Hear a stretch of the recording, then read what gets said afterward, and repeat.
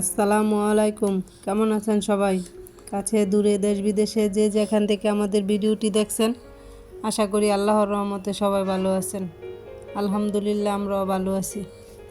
তো পুরো ভিডিওটি দেখবেন, ইনশাল্লাহ ভিডিওর কোনো না কোনো অংশ আপনাদের কাছে ভালো লাগবে। যদি ভালো লাগে, এরকম লাইফস্টাইল ব্লগ ভালো লাগে, চ্যানেলটা সাবস্ক্রাইব করে পাশে থেকে যাবেন। নোটিফিকেশন অন করে রাখবেন যাতে ভিডিও ছাড়ার সাথে সাথে আপনাদের কাছে পৌঁছে যায়। আপনার মূল্যবান সময় বের করে যাতে দেখে নিতে পারেন। যারা এই কাজটি করে নিয়েছেন তাদেরকে অসংখ্য ধন্যবাদ। তো সকাল সকাল কিন্তু আমি বিছানা গুছাই নিতেছি। বিছানা গুছানোর পর কিন্তু আজকে বেডশিটগুলো দিয়ে দিব আর কি। তো বালিশের কভার, বিছানার চাদর সব কিছু খুলে রাখবো, তারপর আর কি ভিজায়া ধুয়ে দিব। তো যারা আমার ভিডিওতে এখনও লাইক দেননি, প্লিজ লাইক দিয়ে ভিডিওটি কন্টিনিউ করবেন। আপনার একটি লাইক ভিডিওটি আর অনেকের কাছে পৌঁছে দিতে সাহায্য করবে। তো আমি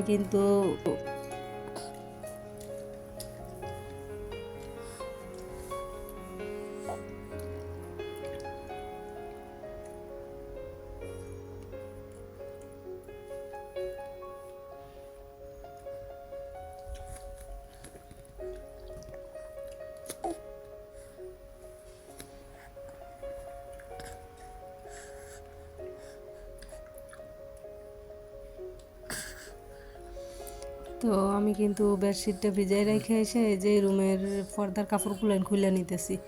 তো পর্দাগুলো খুললে আজকে কি করব আর কি, এই রুমেরটা অন্য রুমে দেবো, অন্য রুমেরটা এই রুমে দেবো, মাঝে মধ্যে একটু উল্টায় পাল্টায় বিছাই আর কি। তো আমি কিন্তু এই যে এই রুমের বেডশিটটা তুলে নিতেছি, এই রুমের পর্দার কাপড়গুলো কিন্তু খুলে নিব, তারপর এই রুমের পর্দাটা ওই রুমে দিয়ে দিব আর কি। তো ছেলেকে কোলে নিয়ে ভয়েস ওভার করতেছি, হয়তো একটু কান্নাকাটি শোনা যাইতেছে, সবাই একটু ইগনোর করবেন আর কি। তো এদিক দিয়ে কিন্তু আমি পর্দাগুলো লাগাই নিতেছি। তো মাঝে মধ্যে এরকম করে লাগাইলে কি হয় যে ঘরের ঈদে একটু অন্যরকম লাগে, একটু ভালো লাগে আমার কাছে আর কি। এই সবসময় একটা থাকতে থাকতে একটু একঘেয়েমি লাগে, ভালো লাগে না।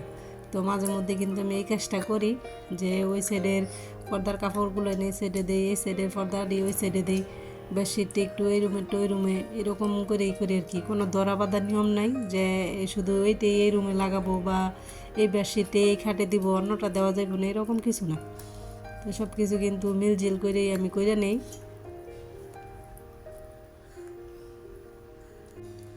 তো এদিক দিয়ে কিন্তু আমার বিছানাটা গুছানো হয়ে গেছে। তো যখনই একটা বেডশিট বিছাই নতুন করে, কী যে ভালো লাগে আমার কাছে, এটা বলার মতো না, যে ঘরের ঈদেই একবারে অন্যরকম হয়ে যায়, খুব ভালো লাগে। তো এই যে পর্দাগুলো কিন্তু আমি টানাই নিচ্ছি, বাড়ি কিন্তু রৌদ্র আছে, ভালো আলো আসতেছে, তো একটু দিয়ে দেখাইতেছি আপনাদের কেমন লাগতেছে।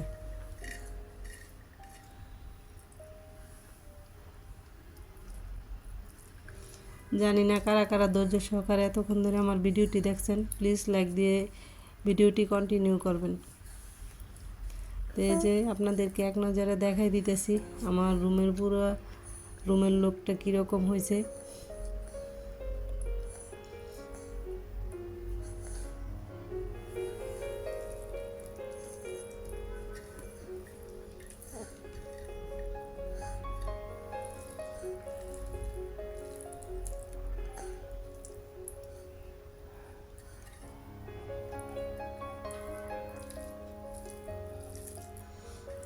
তো আমার কাছে কিন্তু খুবই সুন্দর লাগতেছে দেওয়ার পর।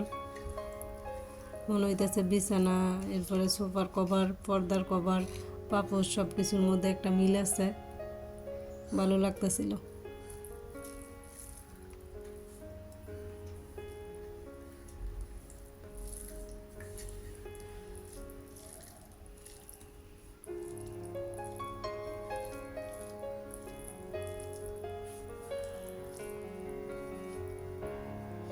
তো ওই রুমের পর্দাগুলো কিন্তু আমি এই রুমে নিয়ে আসছি, এই রুমে আর একটা বেডশিট বিছাই নিলাম।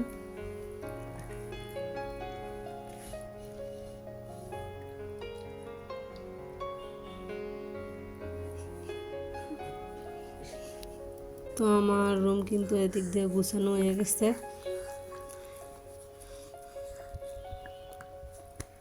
তো তো পর্দাগুলো চেঞ্জ করে দেওয়াতে কীরকম লাগতেছে চাইলে কিন্তু কমেন্ট করে জানাতে পারেন। আর ভিডিওটি যদি আপনার কাছে ভালো লাগে আপনি চাইলে আপনার ফ্যামিলি বা ফ্রেন্ড সার্কেলের সাথে শেয়ার করতে পারেন।